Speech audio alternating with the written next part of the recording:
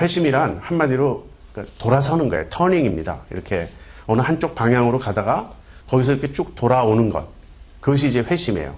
터닝인데 여러분 그 회개라는 말은 많이 들어보셨죠? 그리고 믿는다, 믿음.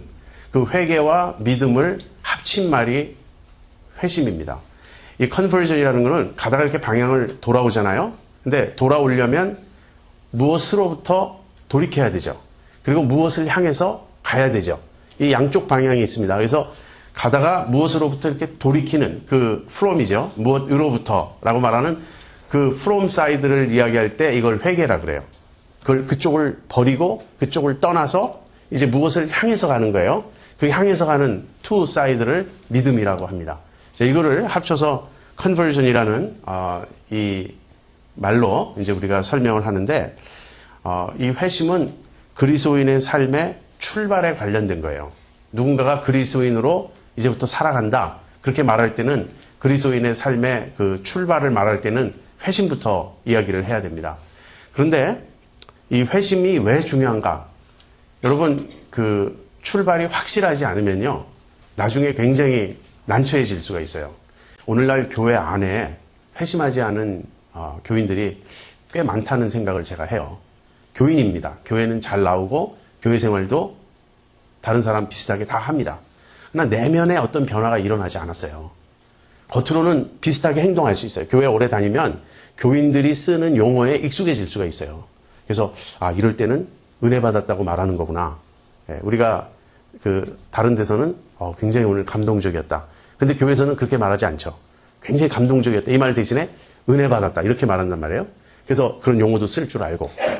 그래서 교인인데 그래서 우리가 저분은 참 믿음이 좋다. 그렇게 생각을 우리가 했는데 나중에 보면 전혀 거듭나지 않은, 전혀 회심하지 않은 그런 사람인 경우가 있어요. 교회 안에 그런 사람들이 굉장히 많다고 저는 생각합니다. 그 이유는 무엇이냐면 나중에 설명하겠지만 복음을 바로 듣지 못했기 때문이에요. 복음을 바로 듣고 그 복음에 의해서 변화를 체험하지 못한 채 교회 나와서 교회 생활에 익숙해지고 또 교회가 이 세상과 비슷한 것을 추구하는 그러한 교회 가치관이 세속적이고 세상과 비슷한 그런 교회에서 신앙생활하면서 신앙의 핵심을 이 구원과 회심과 성화와 이런 데 두지 않고 복 받는 데 두는 기복주의에 두는 이제 그런 식으로 신앙생활을 하다 보면 회심하지 않은 교인으로 머물 수 있는 것이죠. 자, 회심은 어떻게 이루어지는가 이제부터 설명하겠는데요. 회심을 말하기에 앞서 반드시 중생을 말해야 됩니다. 그래서 아까 제가 회심은 conversion이라고 말씀드렸는데 중생은 regeneration이에요. 영어로 regeneration이 중생이고 conversion이 회심입니다. 그런데 오늘 굉장히 어렵겠구나. 여러분 지금 그렇게 생각하실 수 있어요. 근데 나중에 설명을 다 듣고 나면 그렇게 어려운 건 아니에요.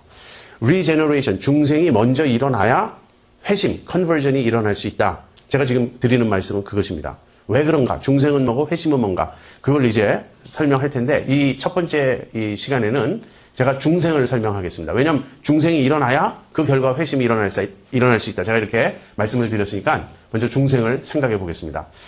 그 중생에 대해서 성경의 가장 유명한 본문은 요한복음 3장이에요.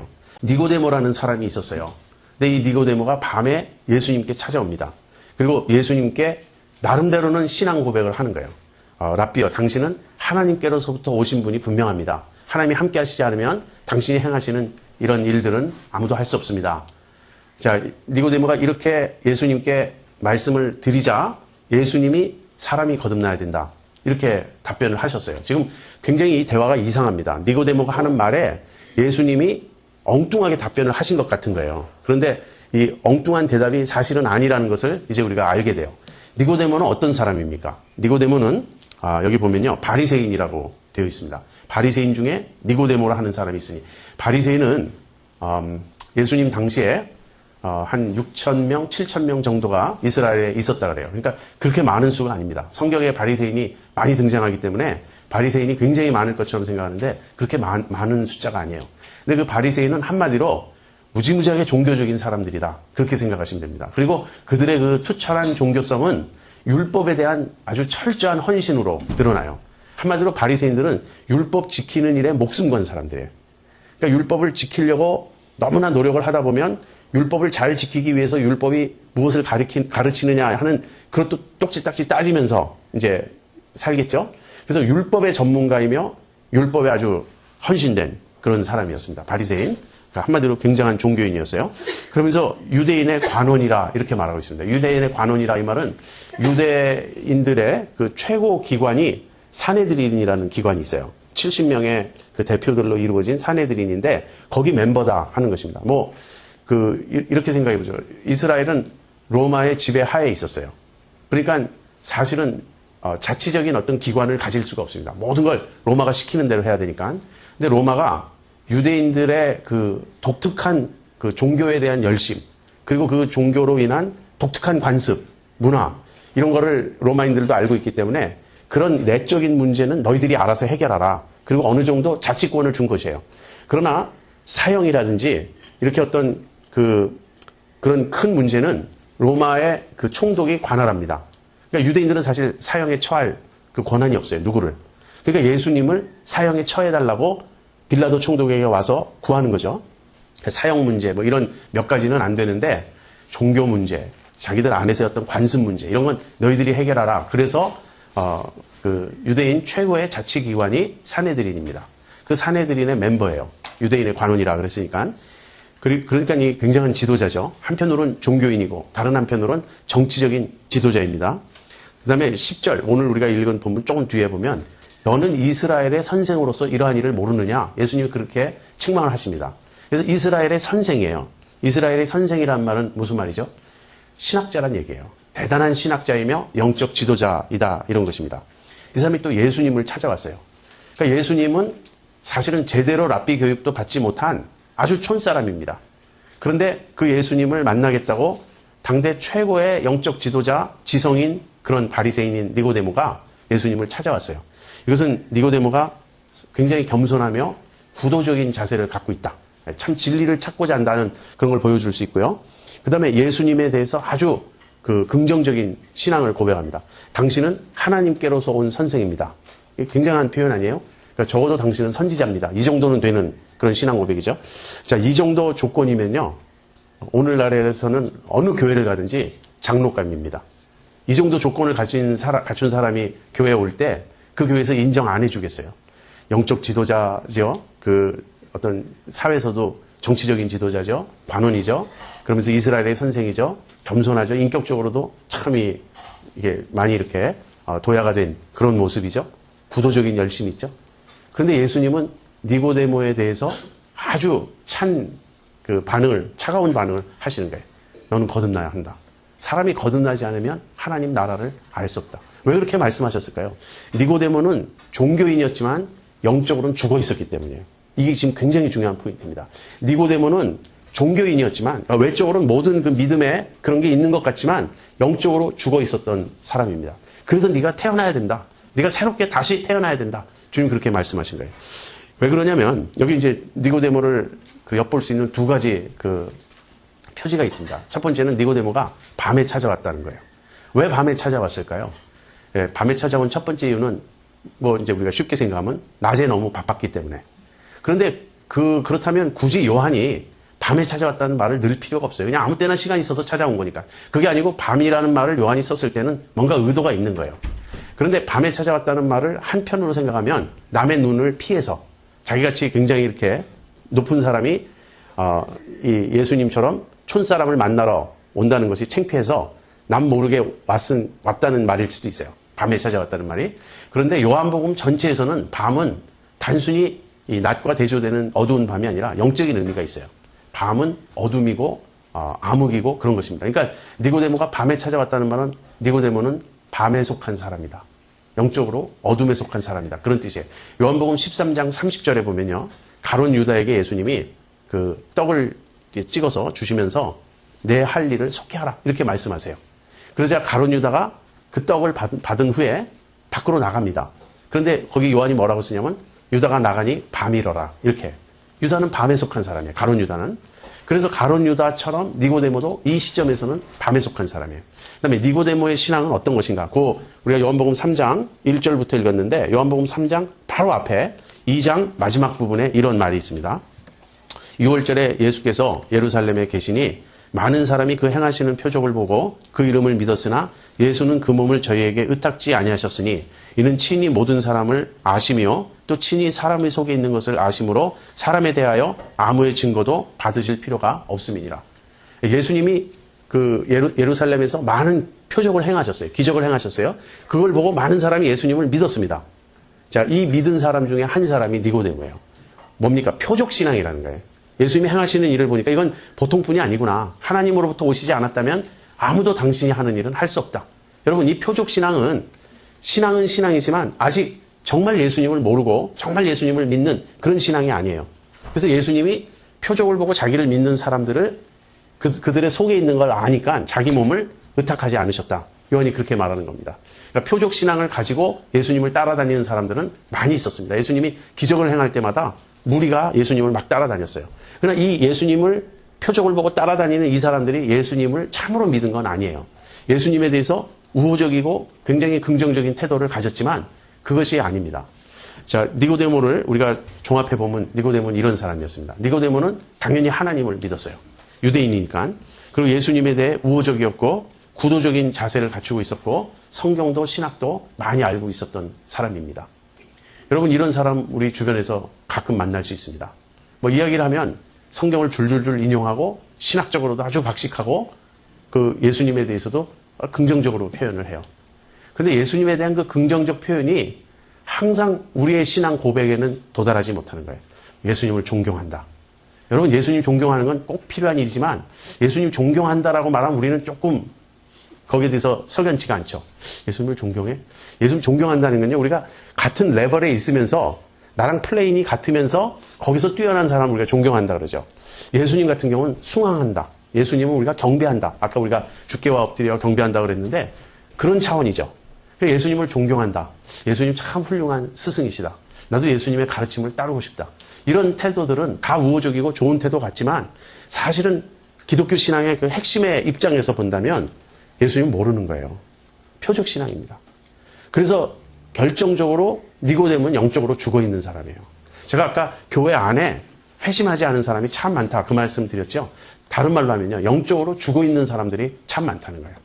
영적으로 죽어 있어도 겉으로는 똑같이 할 수 있습니다. 찬양도 하고 기도도 하고 봉사도 하고 뭐 교회에서 직분을 받아서 이런저런 일도 할 수 있습니다. 근데 영적으로 죽은 사람은 그 마음 가장 중심에 하나님에 대한 감각이 없어요. 하나님을 몰라요. 하나님을 사랑하지 않아요. 예수님을 정말 사랑하지 않아요. 예수님에 대해 우호적이겠지만 예수님에 대한 사랑이 없습니다. 그런 얘기를 이제 좀 더 할게요. 자, 그래서 예수님이 니고데모에게 내가 거듭나야 하겠다. 거듭나지 않으면 어떻게 되죠? 사람이 거듭나지 않으면 하나님 나라를 볼 수가 없다. 그리고 5절에 가면 하나님 나라에 들어갈 수 없다. 그렇게 말씀하셨어요. 여러분, 하나님 나라에 들어가는 게 뭐죠? 그게 구원이에요. 거듭나지 않으면 구원받을 수 없다. 이건데 구원 이전에 하나님 나라를 볼 수도 없다는 거예요.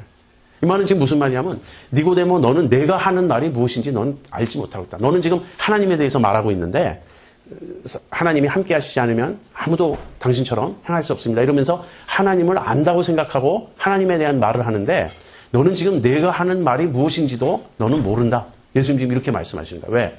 사람이 거듭나지 않으면 하나님 나라를 볼 수가 없어요. 하나님 나라가 무엇이죠? 하나님 나라는 하나님의 통치입니다. 이 나라라는 말은 통치라는 말이에요. 그래서 하나님의 통치는 성령을 통해 이루어지는 보이지 않는 영적 질서예요. 하나님의 통치는 성령을 통해 이루어지는 보이지 않는 영적 질서입니다. 그 보이지 않는 영적 질서 안에 니고데모는 들어와 있질 않아요. 그 영적 질서를 보지 못하는 것입니다. 그래서 거듭나야 한다. 그럼 거듭난다는 말은 무슨 말인가? 거듭난다는 말은요, 두 가지 의미가 있어요. 다시 태어난다는 말도 있고 위로부터 난다는 뜻도 있습니다. 이 둘이 다 맞아요. 다시 태어난다. 한 번 태어난 것은 육신적인 출생이죠. 근데 두 번째 태어나는 것은 영적 출생이에요. 영으로 태어나야 한다. 그리고 두 번째 태어나는 건 위로부터 태어나는 것인데 위로부터 태어난다는 말은 아버지께로, 하나님 아버지께로부터 난다는 그런 뜻입니다. 요한복음 1장 12절 13절 제가 읽어드릴게요. 영접하는 자 곧 그 이름을 믿는 자들에게는 하나님의 자녀가 되는 권세를 주셨으니 이는 혈통으로나 육정으로나 사람의 뜻으로 나지 아니하고 오직 하나님께로서 난 자들이니라. 여기 영접하는 자, 예수님을 믿는 자들이 있어요. 영접하고 예수님을 믿는 자들에게는 하나님의 자녀가 되는 권세를 주셨어요. 그런데 그들은 어떻게 영접하고 예수님을 믿을 수 있었는가? 하나님께로서부터 났기 때문에, 영어로는 born of God입니다. 하나님으로부터 태어났기 때문에 이들은 영접할 수 있고 믿을 수 있었다. 지금 이 얘기예요. 그래서 하나님께로부터 나는 것, 그게 위로부터 나는 것입니다. 그 다음에 5절에 보면 사람이 물과 성령으로 나지 아니하면, 예수님 또 그렇게 말씀하시거든요. 그러니까 거듭남이란 다시 태어남이며 위로부터 남이며 그 다음에는 물과 성령으로 나는 것입니다. 이것은 구약의 에스겔 36장에 나오는 말씀을 예수님이 반영하고 계신 거예요. 에스겔 36장 24절부터 27절에 이런 말씀이 있습니다. 내가 너희를 열국 중에서 취하여 내고 열국 중에서 모아 데리고 고토에 들어가서 맑은 물로 너희에게 뿌려서 너희로 정결케 하되 곧 너희 모든 더러운 것에서와 모든 우상을 섬김에서 너희를 정결케 할 것이며 또 새 영을 너희 속에 두고 새 마음을 너희에게 주되 너희 육신에서 굳은 마음을 제하고 부드러운 마음을 줄 것이며 또 내 신을 너희 속에 두어 너희로 내 율례를 행하게 하리니 너희가 내 규례를 지켜 행할지라. 이 우리말 성경, 이 구약 이런 본문은 한 번 들으면 사실 무슨 말인지 잘 몰라요. 우리가 자꾸 읽어서 익숙해져야 아는데 요점은 이것입니다. 하나님이 이스라엘 백성을 그 고토에 이제 데리고 가겠다. 고토라는 말은 옛 땅이죠. 그러니까 이스라엘 백성이 지금 그 바벨론의 포로로 끌려가 있습니다. 근데 포로로 끌려간 너희들의 옛 땅, 다시 말하면 가나안 땅, 본향으로 내가 돌아가게 해주겠다. 근데 너희들을 돌아가게 할 때 하나님이 어떻게 하신다는 말인가? 그들을 변화시켜 주시겠다는 거예요. 그래서 너희 몸을 맑은 물로 씻는다. 이것은 정결케 됨을 의미하죠. 그리고는 내가 너희 속에 내 영을 주고 그 다음에 새 마음과 새 영을 주겠다. 바로 이 얘기예요. 물과 성령으로 나지 아니하면 하나님 나라에 들어갈 수 없다. 이 말은 뭐냐면 하나님이 새 언약을 말씀하셨는데 그 새 언약의 백성이 된다는 얘기예요. 물로 난다. 이것은 우리의 내면이 정결케 씻김 받는 걸 의미합니다. 그 다음에 성령으로 난다. 이것은 성령께서 하시는 일이죠. 그래서 새 언약의 백성이 되면 그 안에 영혼의 깨끗게 됨을 받고 성령을 하나님이 주시는 거예요. 이것이 거듭남이에요. 거듭남이란 무엇인가? 영으로 태어나는 것인데 성령으로 태어나는 것이며 그 성령의 역사로 인해서 우리의 내면이 씻김을 받고 살아나는 것, 이 생명을 얻는 것, 내 안에 새 마음, 새 영이 주어지는 것, 이런 것이 거듭남입니다. 그러니까 지금 예수님과 니고데모의 대화를 이렇게 비교해보면 이런 얘기예요. 니고데모는 옛 언약에 속한 사람입니다. 니고데모가 아는 것은 율법이에요.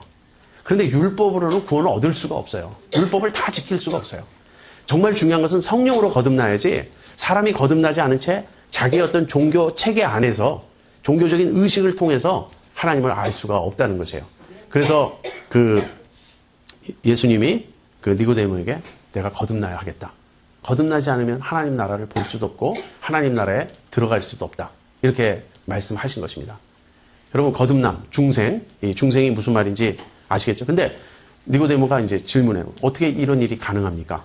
니고데모는 아주 우리와 비슷해요.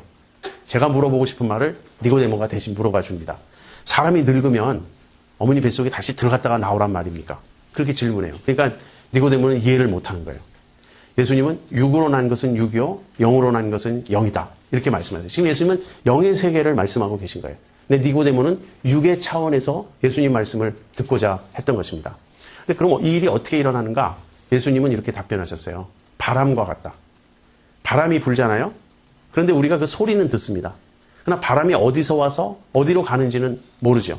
사실 이제 바람의 흔적은 봅니다. 나뭇잎이 막 이렇게 휩쓸려 가면 바람이 지금 여기서 저기로 부는구나. 나뭇잎을 보고 알죠. 바람을 보는 게 아니에요. 바람은 아무도 볼 수가 없습니다. 근데 바람은 임으로 분다. 그 말은 누가 바람을 조절하지 않아요. 바람이 자기가 부는 대로 부는 거예요. 다시 말하면 바람이 자신의 뜻대로 불어간다. 그러니까 이것은 성령님이 역사하실 때 성령님은 자기 자신의 뜻대로 역사하신다. 이거를 좀 어려운 말로 주권적 역사라 그럽니다. 성령의 주권적 역사. 성령께서 그분이 알아서 하시는 일이에요. 외부에서 우리가 성령님을 컨트롤할 수가 없습니다. 그 다음에 이 바람이 임의로 불매 어디서 와서 어디로 가는지 우리가 알지 못하지만 우리가 그 소리는 듣는 것과 같다. 이 중생이란 건요. 어떻게 일어나는지 거듭나면 어떻게 일어나는지는 사실 몰라요. 성령이 하시는 일인데 그런데 그 결과는 우리가 안다는 거예요. 여러분 어떤 사람이 거듭났어요. 근데 그 사람에게 물어보면 대답을 합니다. 내가 이렇게 해서 거듭났다. 근데 그 대답은 뭐냐면요. 회심이에요. 자, 이제 조금 제가 설명하는 내용이 복잡해지기 시작하는데, 회심은 중생의 결과다. 제가 아까 이렇게 말씀드렸죠. 그러니까 우리가 변화되는 체험을 합니다. 근데 그것은 회심이에요. 내가 믿으니까, 내가 깨달으니까, 내가 회개하니까.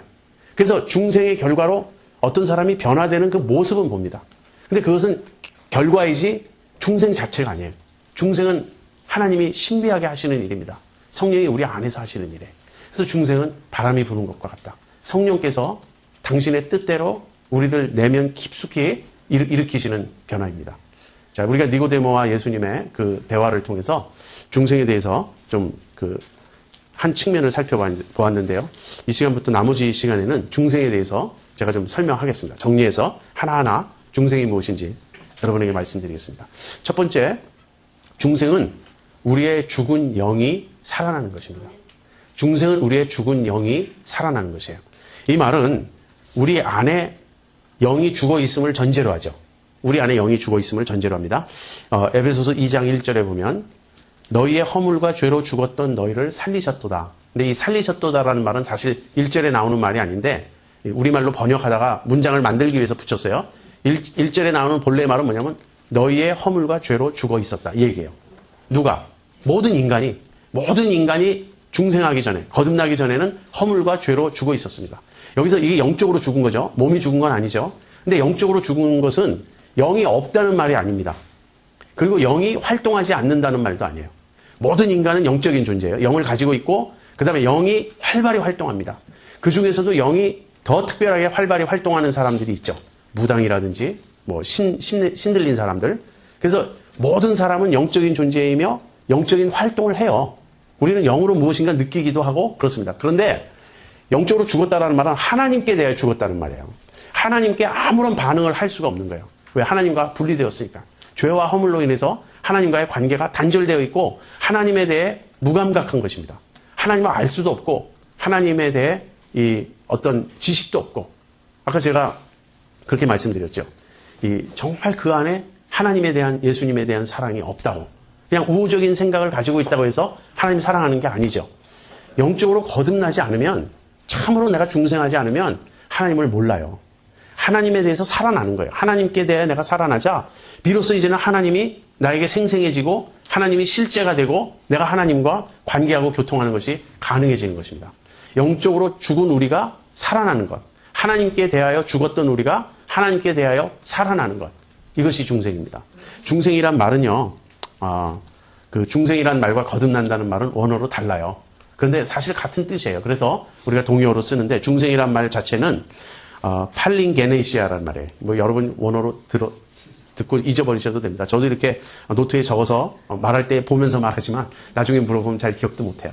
팔링게네시아라는 단어가 중생인데 성경에 딱 2번 나와요. 신약 성경에 마태복음 19장 28절에 예수께서 가라사대 내가 진실로 너희에게 이르노니 세상이 새롭게 되어 인자가 자기 영광의 보좌에 앉을 때 나를 좇는 너희도 12보좌에 앉아 이스라엘 12지파를 심판하리라.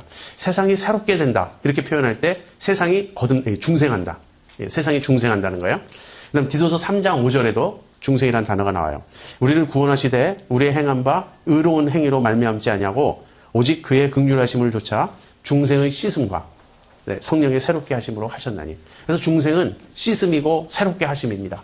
그래서 이 중생이란 말은 2번 나오는데 중생과 같은 개념의 그 내용들은 신약 성경에 여러 군데 나와요. 그 중에 대표적인 게 거듭남이라는 단어입니다. 거듭남, 위로부터 남, 다시 태어남. 사실 아무 차이가 없어요. 자, 그래서 중생은 영적으로 죽었던 우리가 살아나는 것인데 누가 우리를 살리는 것입니까? 죽은 우리를 살리시는 것. 하나님이 하시는 일이에요. 그리고 더 정확히 이야기하면 성령께서 하시는 일입니다. 에베소서 2장 5절 6절에 이런 말씀이 있습니다. 허물로 죽은 우리를 그리스도 예수와 함께 살리셨고 또 함께 일으키사 그리스도 안에서 함께 하늘에 앉히시니. 우리를 살리셨어요. 그리고 함께 하늘에 앉히셨습니다. 이것이 이제 중생이에요. 성령께서 우리의 죽은 영을 살리시는 것. 중생은 두 번째, 중생은 우리의 죽은 영이 살아나는 것이다. 첫 번째였고요. 두 번째는 중생은 전적으로 하나님이 하시는 일이다. 하는 거예요. 중생은 전적으로 하나님이 하시는 일이다. 아까 바람이 임으로 불매 그랬잖아요. 바람이 자기 뜻대로 불어간다고. 성령께서 하시는데, 하나님이 하시는데 전적으로 하나님의 뜻대로, 성령님의 뜻대로만 이루어집니다. 그래서 중생은 우리가 관여할 수가 없어요. 내가 중생하겠다고 노력할 수 있습니까? 노력할 수 없어요. 영적으로 죽은 우리가 무슨 노력을 합니까?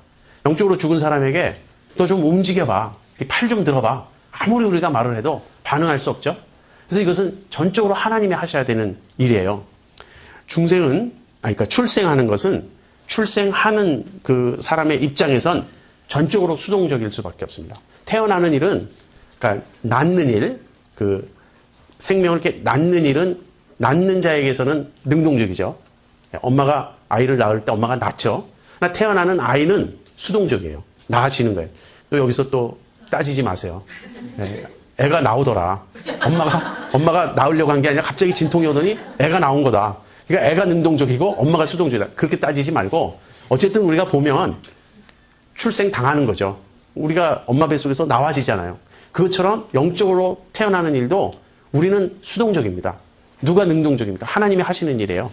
하나님이 야고보서 1장 18절에 이런 말씀이 있어요. 그가 그 조물 중에 우리로 한 첫 열매가 되게 하시려고 자기의 뜻을 조차 진리의 말씀으로 우리를 낳으셨느니라. 하나님이 진리의 말씀으로 우리를 낳으셨느니라. 그래서 중생은 하나님이 우리를 낳으시는 겁니다. 자, 두 가지를 말씀드렸죠. 중생은 죽은 영이 살아나는 것이고 중생은 철저하게 하나님이 전적으로 하시는 일이다. 자, 세 번째. 중생은 순간적이며 내적으로 일어나는 일로서 우리가 알 수 없다. 중생은 순간적입니다. 이 말은 어떤 사람이 중생했느냐 안 했느냐 둘 중에 하나예요. 중생하고 있다. 이렇게 시간적으로 과정적으로 설명할 수 없어요.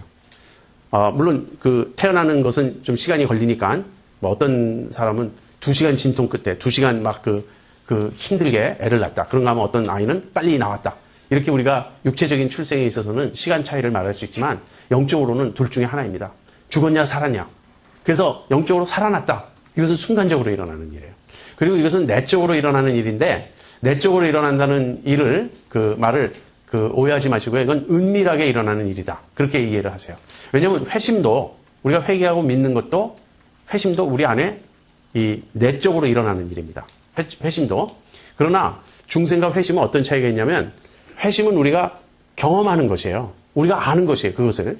근데 중생은 내적으로 일어난다는 말은 은밀하게 우리도 모르게 일어나는 거예요. 하나님이 죽은 우리의 영을 우리 안에서 순간적으로 살리시는 그런 것입니다. 자, 그 다음에 네 번째, 중생의 결과는 회심으로 나타난다. 여러분 지금 제가 중생, 회심 자꾸 이렇게 말하면서 순서를 지금 말하는데요. 중생과 회심은 동시적 사건입니다. 동시적 사건이에요. 그러니까 뭐냐면 어떤 사람이 예수님을 믿게 돼요. 예수님을 믿고 변화가 됩니다. 그럼 그걸 우리가 회심이라고 불러요. 그런데 그 회심은 먼저 하나님이 그의 죽은 영을 살려주셨기 때문에 그 사람이 믿을 수 있게 된 것이고 그 사람이 회개할 수 있게 된 것이다. 이런 논리입니다. 그래서 중생은 반드시 회심으로 드러납니다. 중생했는데 아직까지 회심하지 않았다. 이럴 수는 없어요. 중생했으면 회심한 것이고 회심했으면 중생한 것입니다. 그런데 여기에 한 가지 차이가 있어요. 중생은 순간적이지만 회심은 과정적이에요. 우리의 변화를 한번 생각해 보세요. 회심의 기간이 뭐 몇 개월 걸릴 수도 있고 심지어는 몇 년이 걸릴 수도 있습니다. 그런데 그 회심의 그 어떤 과정 중에 어느 한순간 중생을 했겠죠.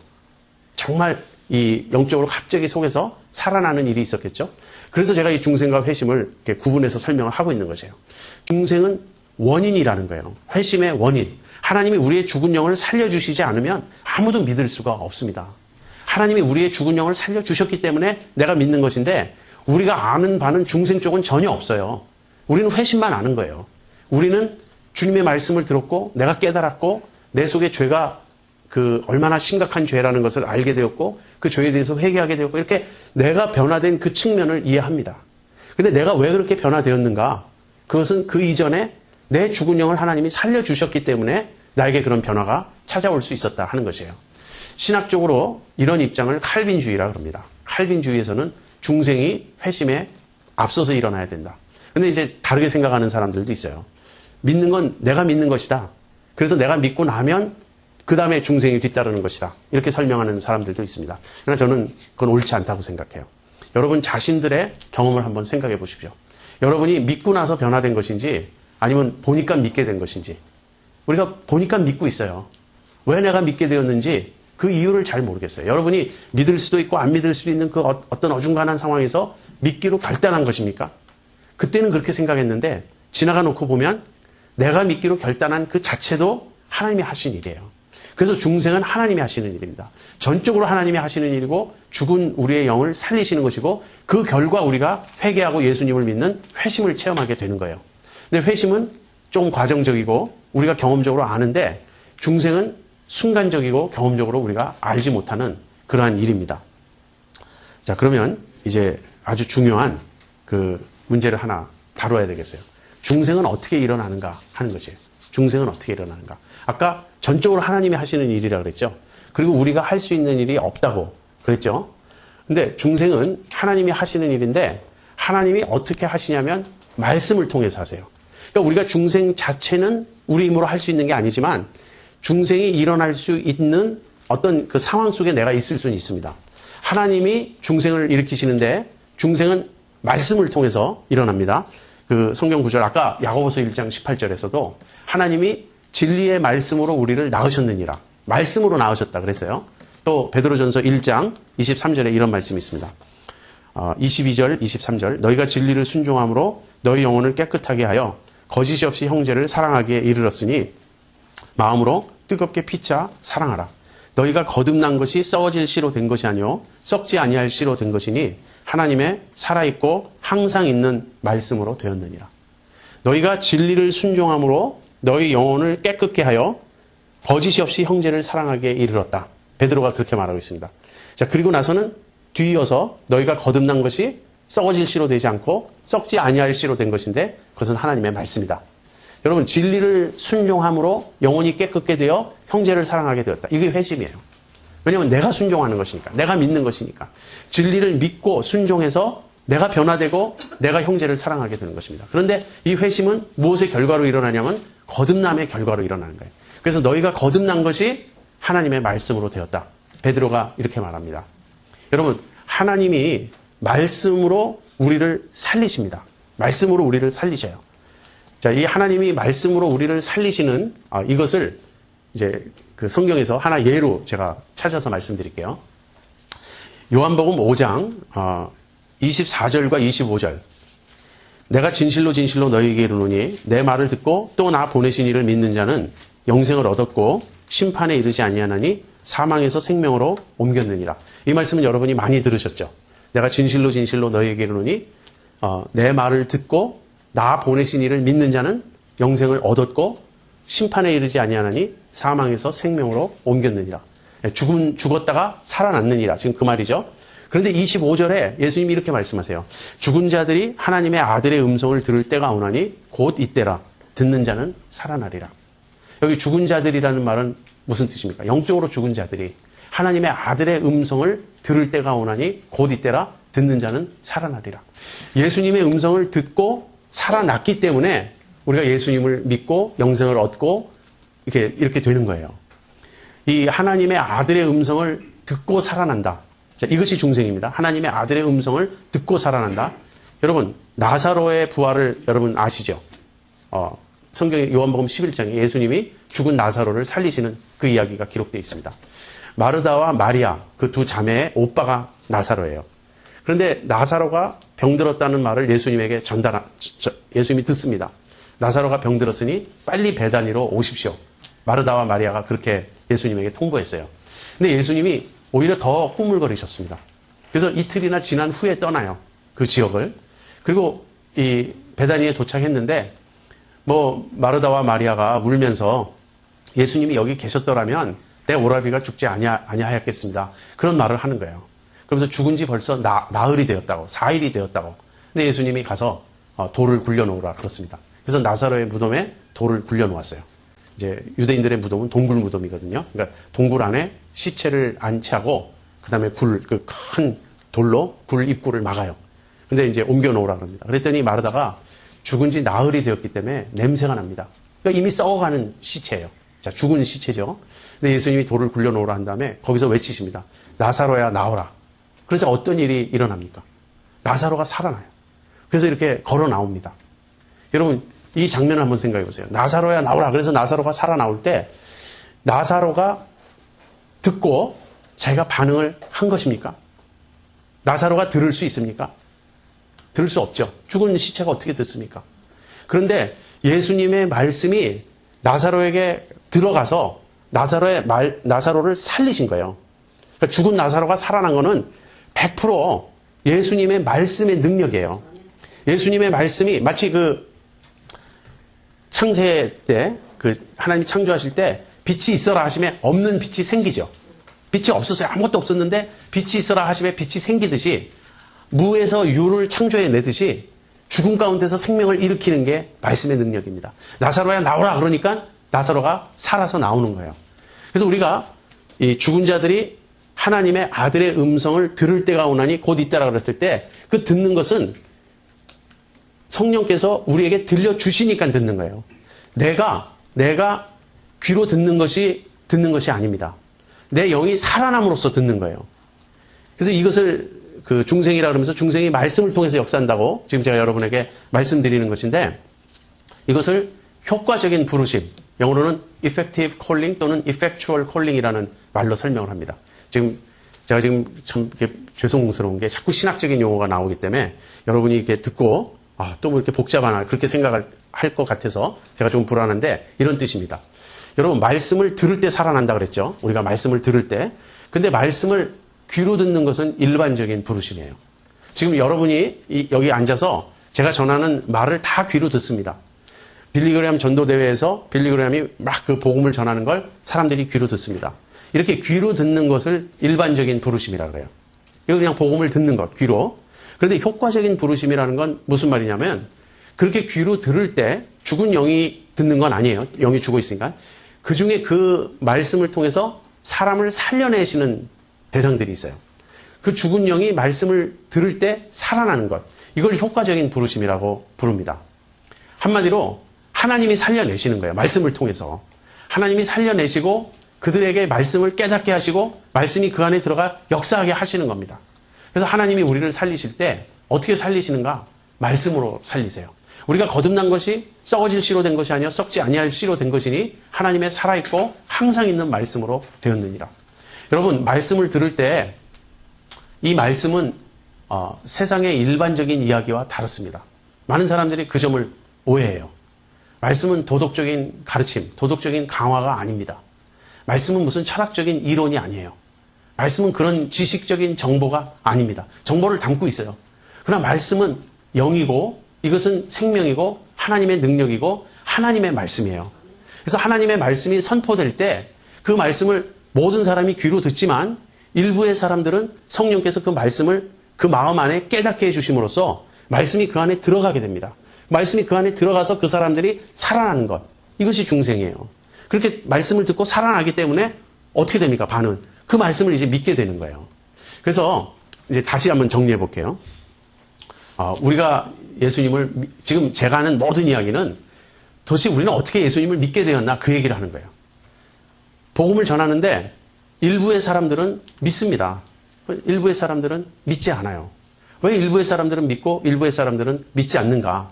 여기에 대해서 설교자가 설교를 잘하면 믿고 설교를 못하면 안 믿는다. 이건 성경적인 답이 아니에요. 아무리 설교자가 유창하게 설교를 해도 꿈쩍도 안 하는 사람들은 얼마든지 있습니다. 그런가 하면 어린 아이의 입으로 복음을 전해도 거기서 예수님의 음성을 듣는 그런 사람이 있어요. 이건 성령께서 하시는 일이지 사람이 힘으로 하는 것이 아니에요. 자, 그런데 성령께서 어떻게 하시는가? 그 죽은 영을 살리셔서 그 사람이 말씀을 깨닫게 하는 거예요. 말씀을 깨닫게 되면 이제 그 말씀을 통해서 아까 나사로의 그 시신에 대해서 예수님이 말씀하시자 말씀이 가서 나사로를 일으키죠. 말씀이 나사로를 살려내죠. 그것처럼 성령께서 복음을 들을 때 복음을 통해서 말씀을 통해서 우리의 죽은 영을 살리십니다. 그래서 이 말씀을 우리가 듣고 성령께서 이 말씀을 통해서 역사하시는 이 부분을 효과적인 부르심이라 그러고 그 결과 살아나는 것을 중생이라 그래요. 살아났기 때문에 이제 믿게 되고 알게 되고 예수님에 대한 그 어떤 고백을 하게 되는 것. 이 부분을 회심이라 그러는 거죠. 여러분 이해가 되십니까?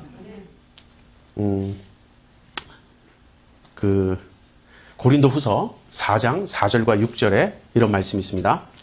그 중에 이 세상 신이 믿지 아니하는 자들의 마음을 혼미케 하여 그리스도의 영광의 복음의 광채가 비치지 못하게 함이니 그리스도는 하나님의 형상이니라.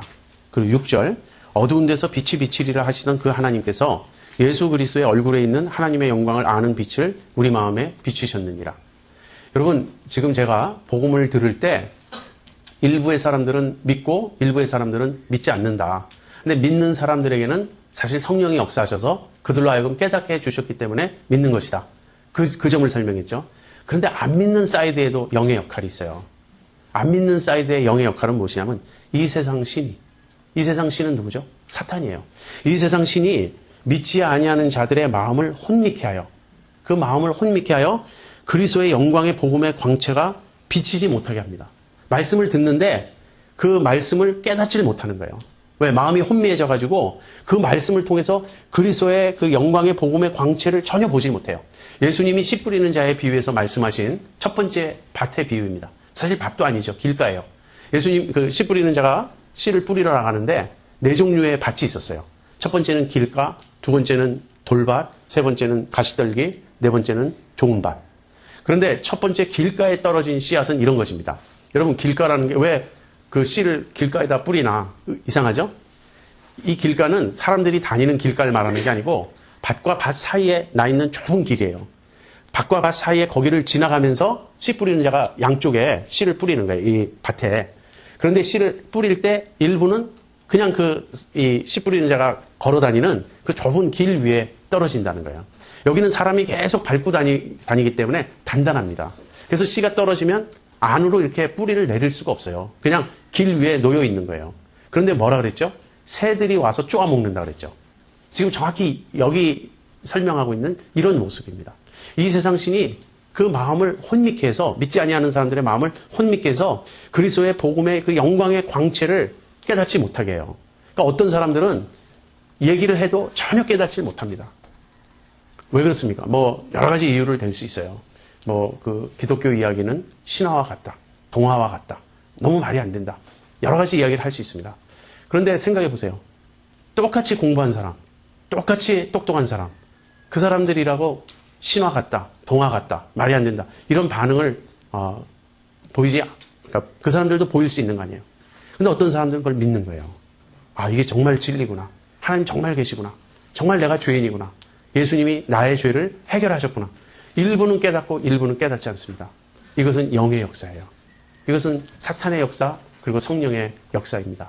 그래서 한쪽 믿지 않는 사람들은 깨닫지 못해. 이걸 다른 식으로 설명하면 우리의 죄로 인해서 그렇습니다. 로마서 1장 18절부터 보면요.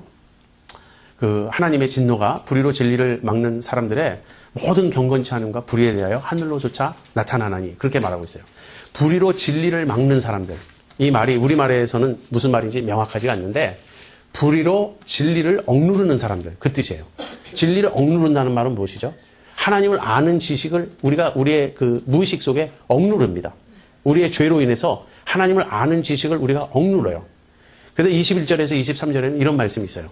하나님을 알되 하나님 아는 걸로 시작해요. 하나님으로 영화롭게도 아니하며 감사치도 아니하고 그래서 그 생각이 허망하여지며 미련한 마음이 우준하게 되고 이 미련한 마음이 어두워지고 그래서 썩어지지 아니할 하나님의 영광을 썩어진 사람과 금수와 버러지 형상의 우상으로 바꾸었느니라. 하나님을 알지만 하나님을 하나님으로 인정하지 않고 거부하면요. 그 다음에는 우리의 마음이 하나님을 모르게 돼요.